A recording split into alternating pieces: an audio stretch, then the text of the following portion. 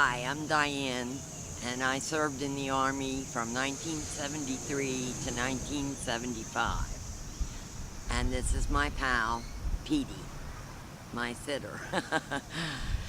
um, if someone were to right now tell me they were going to commit suicide, I would think back to my own attempt and think of how things went for me. I was in a coma for a month after my attempt. And when I came to, I found out my cousins had taken over the care of my daughter, who they flew down to see me, which made me angry. And they may have been my cousins, but they're not the kind of people I wanted my daughter to be with. They didn't let her stay at my home with my husband, where she had her own bedroom and pets. And that was just one thing that I opened her up to because of doing what I did. And then there were the people in my life that I had to try to explain what I had been doing. And I used to hear people say, suicide is one of the most selfish things you can do. And I used to think that they didn't know what they were talking about.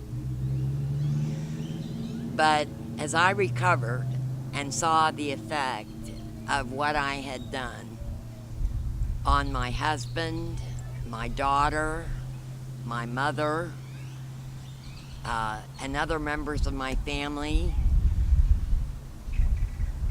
looking back, I realized it was. When you're in that frame of mind, all you're thinking of is you. You lose perspective. And you tend to forget about the people that love you and depend on you. For, like my daughter, for guidance and support. Your parents, your husband, for love and support. And I know how dark things can be, and I know it can drag on sometimes for a long time. But what you have to remember is there is light at the end of the tunnel. And like the alcoholics say, one day at a time, or 5 minutes at a time. And reach out for anything or anyone that comes by that offers you relief from how you're feeling. Be selfish in that way, in taking care of yourself. Look for resources. Never give up. And because if I had been successful, I don't like to think what might have happened to my daughter or how it might have affected my mother or my husband. And I just thank God that they managed to revive me and that I came out of the coma relatively intact. And I learned a very valuable lesson. I'm very conscious of suicidal ideation, and that is as far as I let it go. I start talking to somebody. There's all kinds of hotlines out there. If you don't want to use the VA crisis hotline, go to the public library, get on the internet. You can, I don't know how many there are out there that you can find to talk to people.